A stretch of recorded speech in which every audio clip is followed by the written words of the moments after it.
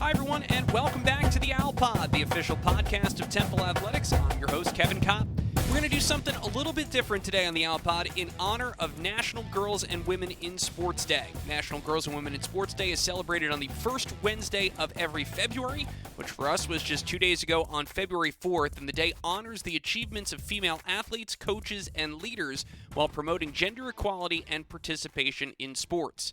Here at Temple, our coaches and student athletes will be celebrating National Girls and Women in Sports Day at a special celebration at tomorrow's women's basketball game versus North Texas at the Liacouras Center. That's Saturday, February 7th at 2 p.m., as well as with a number of community-oriented events that will continue throughout the spring. What we're going to do to celebrate National Girls and Women in Sports Day here on the Owl Pod is revisit some of the stories from our female leaders about their path into sport and how it has set them up for the rest of their lives. So we're going to hear from current and former Temple coaches, student athletes, and leaders about what participation in sports has meant to them. And let's begin with women's basketball head coach Diane Richardson. What is life like for you, and how are you picking them? Obviously, and I'm not saying you're old. You said you were old. I'm not saying you're old. I just want to be very clear. But the opportunities then, when you were a kid, are not what they are in 2025. So how do you come into sport? What was that kind of childhood experience like for you? Well, I grew up in a neighborhood. It was a tough neighborhood, and it was tough for my family. And I had an older brother, and then I had 5 other cousins, and our siblings. We kind of lived together and grew up together with my grandparents and my mom. And nobody in my family had gone beyond high school, and I wanted to do that. And we couldn't afford for me to go to college. Well, I had a lifelong goal of saying, I want to go to college. I want to just break the cycle, so to speak. But I knew we couldn't afford it. So Title IX comes along. I have an older brother who made me tag along with him everywhere. And so he was into sports, and that made me get into sports. And then Title IX came, and he said, hey, if you want to go to college, they're giving scholarships to girls now. And so if you want to go to college, it's going to have to be through your athleticism. And, of course, he took me out every day, and he was like, you got to really be good. They're not just giving them away. And so he took me out, and he gave me that discipline of really wanting something. If you really want it, you work for it. And I worked and worked and worked and got to go to Frostburg State College, where you say at 18 for free. And that really changed my life. And I tell you, having that college education, and not just the education, but the opportunity to see how other people lived outside of my community, outside of the strife that we were going through as my family. And it kind of opened doors for me. And it opened doors in terms of my attitude and my confidence and my altitude, I say. And from there, I knew that was the basis for me changing the trajectory of my life, and it was through sports. Next up, we have former Temple field hockey student athlete Cherifa Howarth. We're in the Northeast. We're in the hotbed for field hockey. But, at that time, to take it back to when you were young and growing up, like how did field hockey come about as the kind of preeminent passion? Okay. Yeah, I was a soccer player. My father was my coach through Whippane Recreation Association. He was my coach. I was the only girl on the boys team. This is pre when they had girls play. So they just said, here's soccer teams, put everybody on the teams. And it was myself and one other girl on my team, and my dad was the coach. How was that? We've had a lot of dad coaches. How was that for you? I didn't know any different. I guess that's why I'm so comfortable coaching my sons when they were little. Yep. So my dad was my coach. It was great. He's from Algeria. He has an accent. So every time he would yell at me, everybody knew whose dad it was because he had the French accent. But so he coached me forever. And then come 7th grade in middle school, I said, all my friends are playing field hockey, and I think I want to try that. And so I tried field hockey, and it was very similar to soccer. So, except I had, a stick in my hand instead of just playing with a ball. So it was a stick and a ball. So I tried it, and I thought it was great. And I didn't have to share playing time with my twin brother because he was a soccer player. So I decided to jump on field hockey in 7th grade. Was there a transition in, I know it's different when you're all young kids, but you're playing as a girl on a boys team, preeminently boys team, to finally having like an all girl. It's a different, it's a different environment. Was that a transition? No, it wasn't. It actually gave me a really a head above everybody else because I was already very aggressive. And then playing against boys, it made me even worse. So playing with girls, I was like, this is so much easier than playing against the guys. So I found out that 1, I was aggressive, and 2, I like to body check because in soccer you're allowed to, but in hockey you're not allowed to use your body. But it made me it made me aggressive, and it made me hungry for, possession of the ball, because that's what I wanted. I was like focused on the ball. I wanted the ball, and that was it, and anything that was in my way, I was running you over. And I was always bigger than everybody else. As you look and you move your way up, you're getting closer to college. I imagine certainly at the point you're picking the sport up in the 7th grade or whatever, you're not thinking about this is going to be my ticket to go to college or to play. What was the landscape at that point? At what point did it become, realistic to think, oh, this is actually something that I can do, and there's scholarships here? I mean, we're still not terribly far removed from the advent of Title IX, and 82 is kind of the year when everything changed. I mean, we're only a decade or so into that at this point that you're doing this, so it's not what it is today. What was that landscape like for you? Well, if you talk about Title IX, 1982, right? I did not know I even wanted to go to college and play a sport until 92. So I was 10 years out. So 92, I was a junior in high school. I went to the Junior Olympics. And that's when I was kind of like, wow, this is a lot of fun. You could travel, you could meet new people. I was on a team with different people. It was exciting. I had a different coach. Matter of fact, my coach for the Junior Olympics is currently still the head coach at Drexel, Denise Zelniak. Oh, wow. She was my Junior Olympics coach in 1992. So every time she sees me, we kind of giggle that she recruited me to be on the Junior Olympic team. And then I was playing against her at Drexel. And then now here we are, Temple's playing against Drexel still. But so that's when I started. So we had like this coaches clinic where a lot of these coaches were there. And that's where I met Michelle Madison. And the St. Joe's coach, Michelle Finnegan, and all these different coaches were around. I was getting recruited by a lot of these teams. And finally, I was like, you know what? I want to play for Temple because it's far enough away from home. It's close enough away from home. It's gritty. And I needed to be humbled because I told you before, I was very aggressive. I thought I knew it all. I was a little bit of an asshole. I needed to be humbled. So I ended up going to Temple, and the rest is history. And I just fell in love with the culture, fell in love with all of that. But it really wasn't until 1992 that I was like, wow, I can actually play Division I field hockey and not get paid for it, but have my education paid for it and leave college, which nobody left college debt-free. Next up, Temple volleyball head coach Linda Hampton-Keith.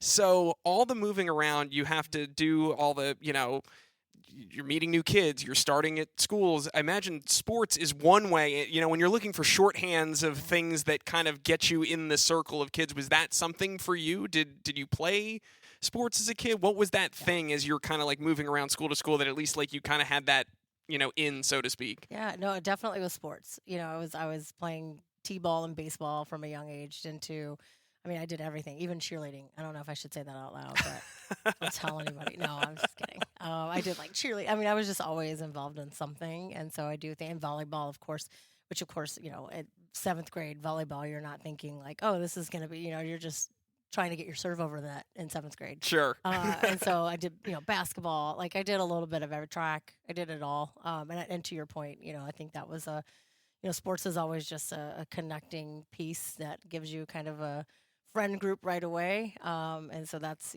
moving around so much was part of that as well. But once I got to high school, it kind of stabilized out. And so I at least went to the same high school all 4 years. But yeah, that was, and it was always, I was very band. Again, things I maybe shouldn't No, I'm just kidding. I'm proud of it. Band. I was in the band. I mean, listen, you're talking to someone who was like in Yeah. the AV club, basically. Yeah, This I is, mean- I was broadcasting the game. So yeah. listen, there's no lack of cool here that you need to worry about. So, but yeah, I remember running, from band practice, marching band practice, where I was, with my flute out there on the band, and then running in and being like, the jockey, like volleyball player, basketball player. So yeah, I stayed very busy. Now, when you went to FIU for undergrad, was there any thought of what was then, you say like you pick up volleyball in 7th grade. Was there, at a point, did it become, hey, this is something that I'm going to pursue, if not professionally, at least you have kind of the stars in your eyes, or I'm going to go to the Olympics, or I'm going to, what was your kind of relationship with it from that perspective as a player? Yeah, I had a interesting journey because I played, obviously middle school, high school, club, all of the things, and then really played just 1 year. Went to JUCO and played, and actually did not have a good experience. And so I was like, I'm done. I'm done with volleyball. And so and in the meantime, so once I was there at JUCO, I kind of just was paying for school on my own, kind of going through the process of getting a degree, and but also had come back home and moved back home, and my sisters. So I kind of credit my career to my sisters because I'm much older than they are, and they were just at the age where they were starting to play organized, and they needed a coach. Okay. So I started coaching when I was like 18 years old. Again, not thinking anything of it. Just, hey, they needed a coach. I'm hanging out with my sisters. How old are they at this point? Like, what is like the 8 or 9? Okay, so this is And like I'm kids 18, yeah. kids volleyball, like little kids. yeah. Yeah. So not thinking anything of it, and so started coaching them when they were really young, and then kept coaching them kind of, through. Ended up coaching them in high school. They went to a school that was like K through 12. So at 7th grade, they were like on varsity. So like they were way better than I am. They were way better. I can say it. They were way better than I ever was as a volleyball player. But I think, a lot of it was, they started young. I was tell them I needed a pepper partner. So I just tell them to like stand there with their hands out, and I'd try to hit the ball to them. So, we just kind of grew up, and they grew up with that, going to see my games and going to club tournaments and things like that. So fast forward, I was just kind of making my way through college at that point, and coaching kids and club, and paying again one class at a time, whatever I could afford. And I wasn't really, but I was having some success at the high school level, coaching. And we went to 3 Final Fours as a varsity program and won a state championship. And so then I'm like, oh, this is kind of, hey, winning's fun, like this is kind of fun. But it was really fun because it was cool. I was young, really young, I was 20. And, just building a program, and that was really impactful for not just for me, but obviously the impact I could see that I could have on young people. It was really, I took a big responsibility of that, I really took onus of that. And that's when I was like, okay, well, maybe I could do this in college. But again, I didn't have a degree. And so that's where the FIU, that kind of step in my journey is probably the biggest, most important step. I have a mentor, Cookie Stevens, who was the head coach at FIU. We got connected through my sisters. My sisters, again, were much better. They were going through USA Volleyball. They were, at the top of their classes and getting recruited. And so they were very good. And they were playing on some teams, regional teams, and happened to meet Cookie Stevens. She was the head coach at Florida International at the time. I would just kind of shared my dream. This is one of those like lessons, and like, I just kind of was sharing my dream at that point of like, oh man, I'd love to coach in college one day. I don't know what that would be like, just kind of throwing it out there. And then later that season, I was in a high school season. It was probably October, November. And I remember just getting a call, and this is before, we kind of had cell phones, but not really. So I don't even remember how did I get a call, but I get this call, and, she asked if I would be interested in essentially becoming like a GA, because I was still in school. And so went down there, and it was a pretty big step for me, because it was an opportunity they were gonna, it was an opportunity to pay for school full time. So now I could get my degree finished the way I would like to do, and instead of going one class at a time. So I literally, moved down there, became a student assistant, got my degree paid for, I always tell people, made it about $800 a month. slept on some couches, Probably whatever. never felt like you had more money in your life, It was great, Yeah. And so I was, quite literally like full-time coaching and full-time student. And that was how I kind of really dove into the college and thought, okay, this is really what I want to do.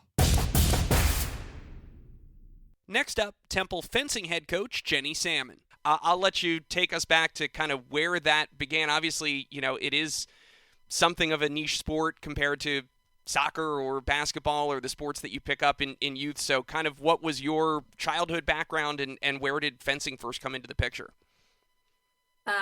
So my childhood background athletically was really in dance. I'm one of 4 girls, 2 of which were like not really into athletics and 2 of which were myself and one of my older sisters. But I really gravitated at an early age towards dance. And I was one of those kids that was, training 5-6 days a week, competing on weekends, taking it seriously, looking at being on Broadway. Like this was like my young girl's dream. And, it was taking a lot of time and effort and money and things like that from the family as well. And I now know the story that I didn't know as a 15-year-old, but my parents had kind of hit a crossroads of where is dancing leading her? Although I was on a highly competitive team and we were successful and, things were good, but I'm 5'3". And, my parents had more of a like view of like, what could I do as a professional in the sport of dance? So my father did a little reconnaissance. It just so happened that my high school had a fencing team in New Jersey. I grew up in New Jersey and they had varsity fencing. Ironically, women only, which most teams in New Jersey are dual gender, but my high school happened to only have a women's fencing team. And because my older sister did basketball and soccer and, from an early age, but for me to jump into those sports would have been difficult at the age of 15 because I didn't have the background. Sure. So he kind of convinced me to try out for the fencing team, give it a shot. I was still I'm going to be a dancer. And, a lot is happenstance, and it's the same getting to be at Temple that I just so happened to, my high school had a very good coach and a very robust program. And she saw very early on when I came to tryouts that I had an aptitude for the sport, really because of fencing. I was very flexible, because of dancing. Right. I was very flexible. I could take, in many ways, fencing is choreography, repetitive moves that form a pattern. And so I picked up on aspects very quickly. So within like my second week in the high school team, she had already convinced my dad to get me to a private coach, and who was her coach when she was a collegiate athlete. So, it was just a whirlwind. So we went there, I started taking lessons. His name is John Moss. I still see him today. He was very connected and knew Coach Franke, Nikki, very well. And his story is that after our first lesson, when I was only 15, he called Nikki and said, I have an athlete for you in 3 years. Wow. And this is her name, and you're going to see her. So I don't know if how much that is folklore and how much that is true, but that's the story that's been told. But I didn't know anything about that. I just really loved fencing right away. I loved the challenge of it. I had some early success, that also obviously made me like the sport because Sure. I had some earlier success than maybe others would have. So there was a year where I tried to balance dance and fencing, and then I chose fencing. I decided to hang up my, shoes, my dance shoes, and really focus 100% on this sport. At that time, you say it's a niche sport, but at that time, even more niche. Sure. Women only fenced foil. It was very unusual to be able to have a high school program, but it's just so happened New Jersey did. One of like a few states that had varsity fencing, at the high school level. So I was able to, accelerate, I guess, in the sport because starting at 15 back then wasn't unusual. Nowadays, if you don't start much earlier, you're not going to be successful enough to have the path I did, which was to eventually be recruited to Temple University on a full athletic scholarship and fence here for 4 years. So the athletes I work with now have been fencing much longer and have much more breadth of experience. And I've always said, I think part of my success was because I started so late, I didn't know any better. Mm-hmm. I didn't know that I wasn't supposed to succeed all the, like, so it's a little bit of the ignorance helped me be successful. But yeah, and so that's eventually led me to Temple. I know Nikki did find me when I was old enough to be of a recruitable age. She approached me and, we started the conversation and, I think things worked out really well in the end. Next, we have Temple professor and faculty athletics representative Liz Taylor. I'd like to start with everyone's childhood. It's at least with the bios that I've been able to find, and you kind of pick up with University of Wisconsin Stevens Point. Are you from Wisconsin originally? How do you find yourself to UW Stevens Point as a two-sport athlete? Yeah. So originally from Wisconsin, moved around quite a bit as a kid for my dad's job and got started in sport in ballet, actually. Hated every second of it. My mom had to try to bribe me to go. And then they asked me to not come back. And suggested I try gymnastics. So that was kind of my first taste of sport. But yeah, originally from small town Wisconsin, whenever I describe it to people in Philly, I say people at my high school drove tractors to school. So if you're thinking about like on a scale of 1 to small town, driving tractors to school is That's where pretty I'm much, from. yeah. It's all the way in one direction. So you make your way from ballet to gymnastics. At what point did track and volleyball at what point did you think, okay, this is something, not only am I going to pursue as a hobby, but, it could be a path toward college as well?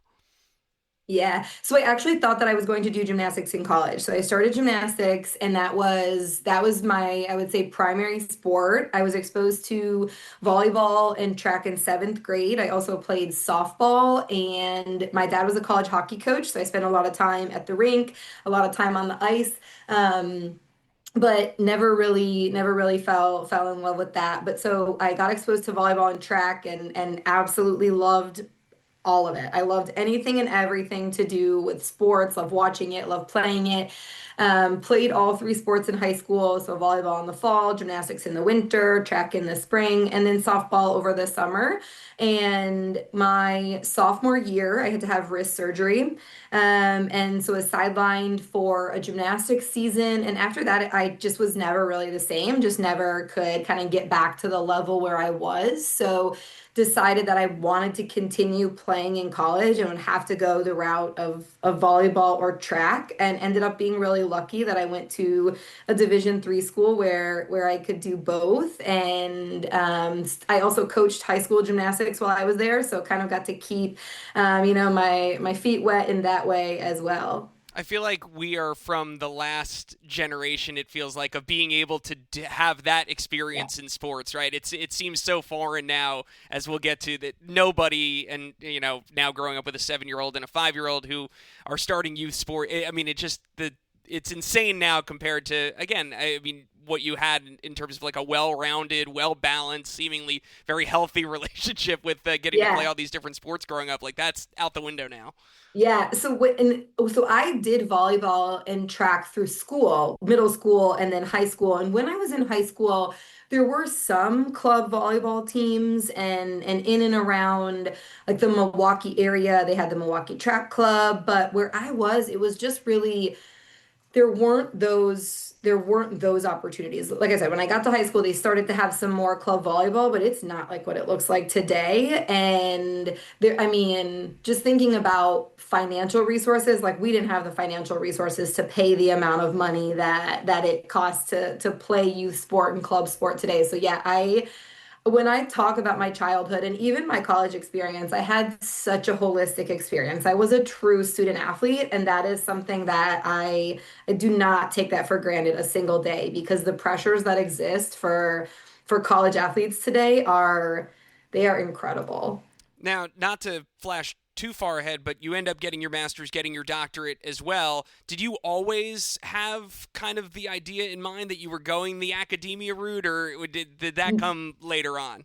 Yeah, so I got to my senior year, played my last volleyball game, and kind of had this like, uh-oh moment. Like I had no idea what I wanted to do. My undergrad degree was in business, but admittedly, I was the same amount of credits towards a business degree or a psychology degree. So I played eeny, meeny, miny, mo. I was like, we're going to pick one. We're going to go with it. Very grateful. Loved my time at the Century School at UWSP, but had really no idea what I wanted to do. And so I started exploring graduate schools, and two coaches at UWSP, the men's hockey coach and the baseball coach, played at UWSP, went to Miami, got their master's in sports psychology, and came back and coached at UWSP. And so I was like, I'm going to be the third one to do that. I'm going to go and I'm going to get my master's and I'm going to come back and coach. And I applied to one graduate school. I did not apply to a single job. I put all of my eggs in that basket. My parents were like, if you don't get a graduate assistant position, get ready to take out some loans because you will be done with undergrad and we are done with you. And so I got really lucky and I got a graduate assistant position at Miami. And I will say this, the real Miami, the one that's in Ohio. I was going to say, this is an important distinction. So Yes. important. Yes. Miami was a university before Florida was a state. So I feel very passionate. About Miami University. So I went there. I spent 2 years as a graduate assistant volleyball coach. And I also was, so the graduate assistant volleyball coach was unpaid. My actual graduate assistant position was teaching classes. So I served as a teaching assistant and then also taught lab classes in the kinesiology and health department. And I did physical activity courses and kind of just got an array of experiences in the classroom and really fell in love with teaching. And then I also started working with a faculty member. Her name is Dr. Rosemary Ward. I still work very closely with her today. And she afforded me the opportunity to engage in research and just really exposed me to what research was and demystified the idea that research is, petri dishes and white lab coats and that sort of thing. And I really fell in love with teaching and with research. And I love playing volleyball. If I could do one thing for the rest of my life, every day I would play volleyball. I'm not nearly good enough to do that, so I settle for being a faculty member.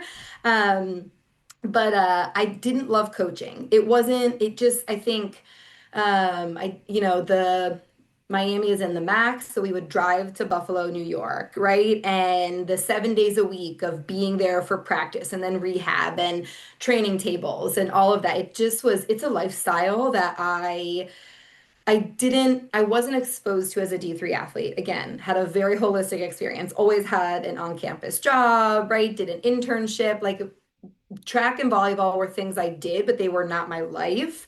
And so at the D1 level, I saw that really was life. And I knew that I wanted a family, I wanted kids, I wanted those things. And so when I saw the opportunity to do a PhD in sport management, I was like, let's go on for a couple more years of school because I've already been here for 6. So what's, 4 more? What's that gonna do? So had no idea. I actually have this like very vivid memory. My first semester, sitting on the floor with one of our assistant coaches, waiting for practice to start. And she was asking just about, the classes, how are they going? And I was just like going on and on, just rambling so passionately about this research methods course that I was in. And she was like, you're going to get a PhD one day. And I was like, never, no, I will be done with school after this semester or this, this program.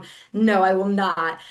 So yeah, I think I didn't even really understand how to become a faculty member. Obviously I had them, right? But like, sure, you don't really think about, Yeah. So no, my plan was to be a college volleyball coach. I was all in on that and didn't know this was a possibility until I got to Miami and started doing the research and the teaching and that sort of thing.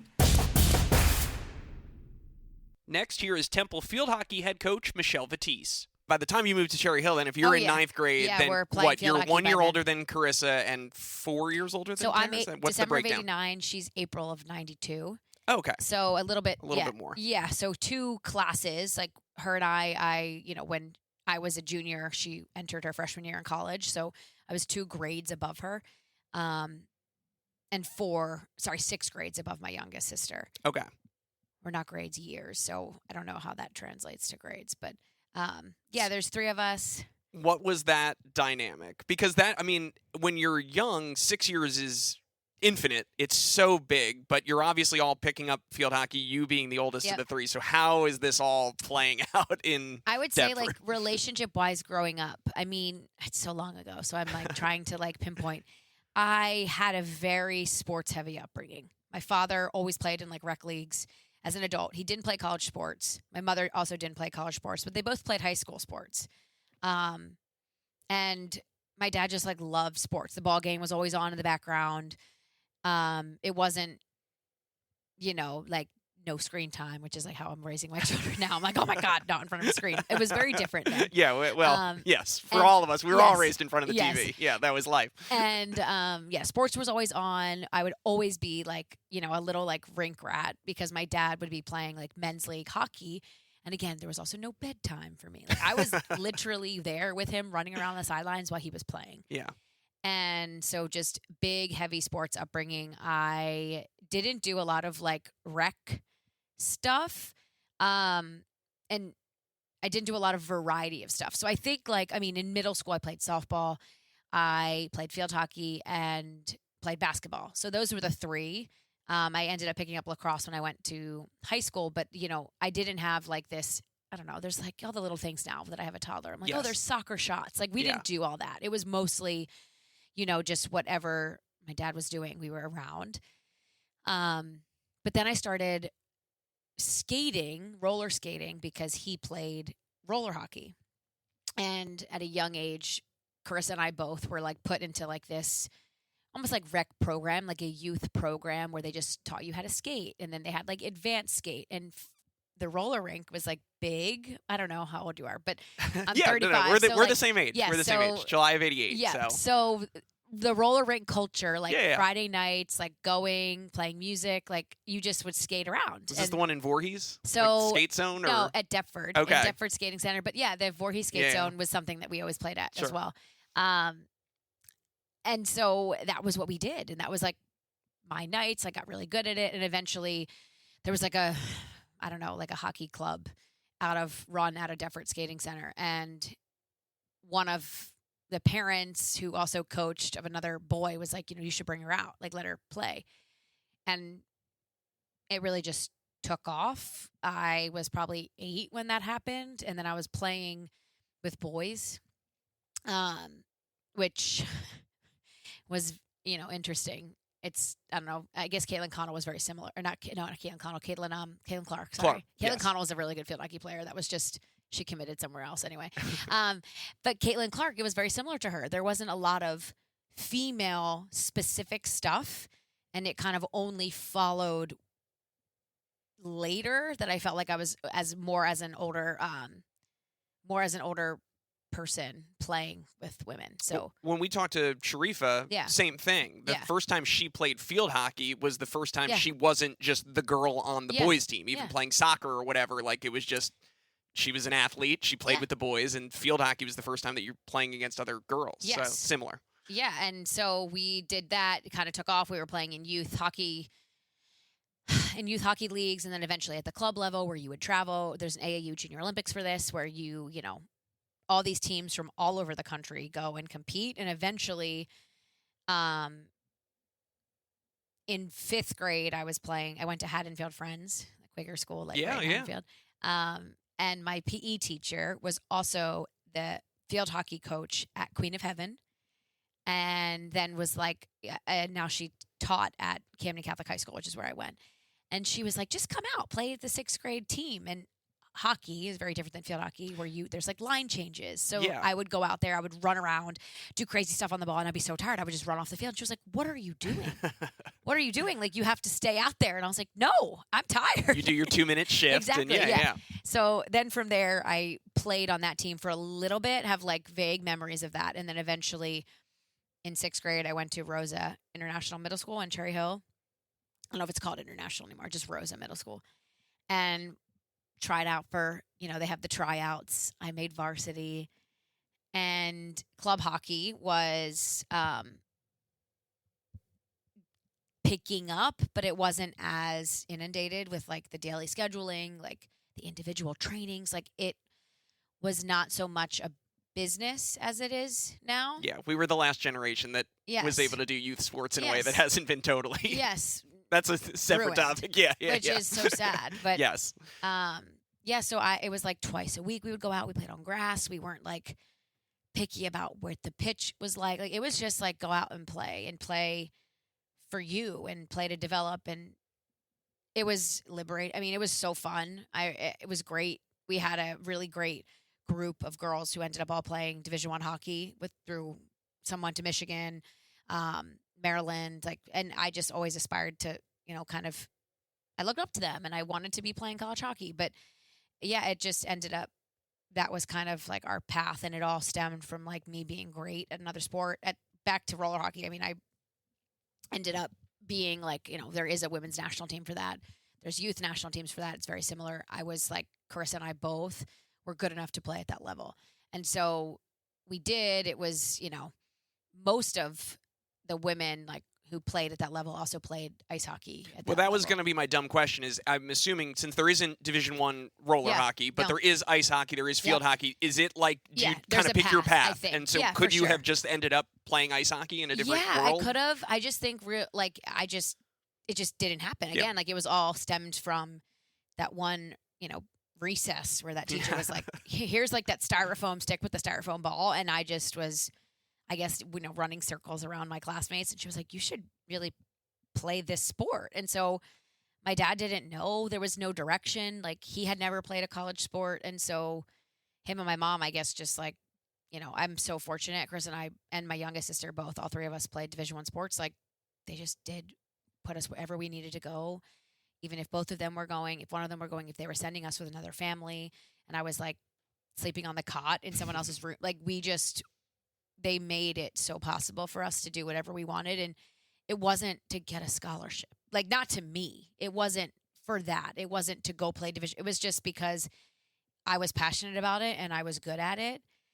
And kind of like, that intersection of those two things. And it just, I think, now being a parent, like that's probably like what you dream of for your kid. Yeah. They love it. They are so happy. They light up when they play it. They're good. And it's fun for you to be a part of that. But there's still a purity to it. Yes, it's not all right. of it. Yeah. That's what I mean. And it was just different. Like that was like, like you said, the last generation of that, I guess. But yeah, so I don't know. That's a very long-winded answer to. And last but certainly not least in our celebration of National Girls and Women in Sports Day, former Temple fencing head coach and 2026 recipient of the Pat Summit Award, Dr. Nikki Franke. Now, how do you find your way either in Harlem or in Brooklyn or wherever point it was in this childhood growing up? At what point do you find your way to fencing? Because I imagine that's not, the first, second, or third pursuit among most of the kids in the neighborhood, that are out playing or whatever. How do you pick up fencing in and amongst that landscape that you grew up in? Yeah, no, definitely was not what everybody in the neighborhood was doing. I went to a high school that was not in my neighborhood. That was a specialized high school, so it took kids from students from around the city. And it was a special program called College Discovery Program. And so at that school, my senior year, a new physical education teacher came to the school and offered a fencing club. And I had always been involved in sports, and I was on the basketball team and the tennis team, and I was a typical tomboy growing up. I don't think they use that term anymore, but and so I was always involved in sports, and it just sounded like, it sounds kind of interesting. Let me go check it out. And I started doing it and realized I liked it. Started having a little bit of success. Now, again, this is my senior year of high school. Right. So it was brand new.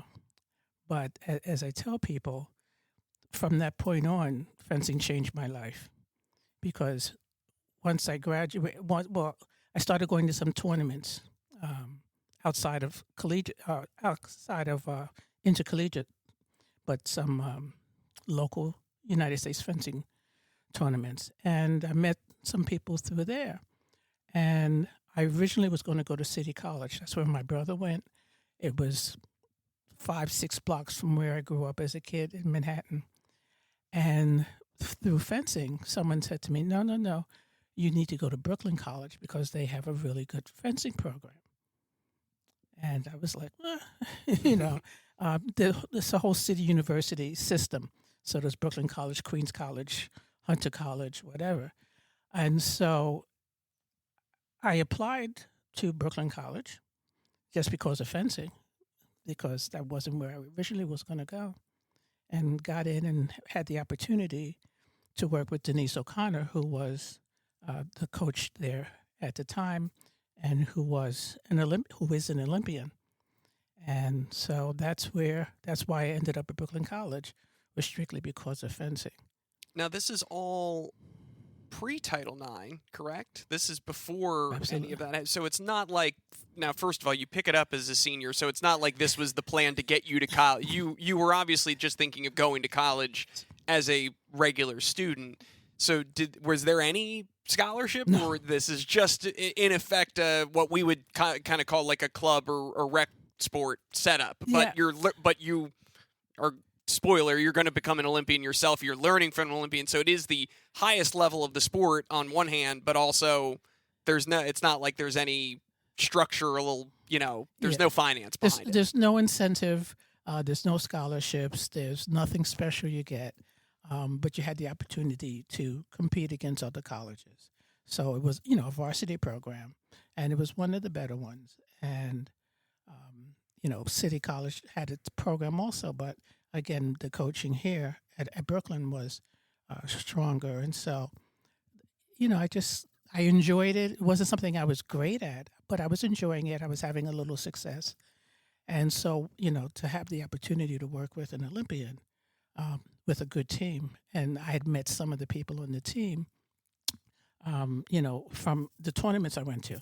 So, they convinced me to come there. And that's how I ended up at Brooklyn. And because of Denise O'Connor and being at Brooklyn College, that's how I ended up at Temple. So as I said, there's a string, of how fencing just really directed me to different opportunities. All right, everyone, that's this week's episode of the Owl Pod. I want to thank all my guests and remind you that Temple's celebration of National Girls and Women in Sports Day will continue tomorrow. That's Saturday, February 7th, with a celebration at Temple's women's basketball game against North Texas at the Liacouras Center. A reminder that David Litvin and Amelia Wright are back on the Tuesday edition of the Owl Pod with an all-new episode. And if you missed their first ever live recording of the Owl Pod from the Liacouras Center, this week's episode with Peter Clark and Curly Ordonez, be sure to check that out as well. I'll be back with you next Friday. As a reminder, if you want to support the Owl Pod, please be sure to subscribe, leave a rating. Most of all, please tell your friends. You can listen on Apple Podcasts, Spotify, Amazon, YouTube, anywhere you get your podcast, twice a week, Tuesdays and Fridays. And of course, please follow us on Instagram at the Owl Podcast. Special thanks to our entire team, Christy Bannon, Justin Miller, Prince Moody. Our executive producer is Dan Lobaz. I'm Kevin Kopp. Thanks so much for listening, everyone, and go Owls.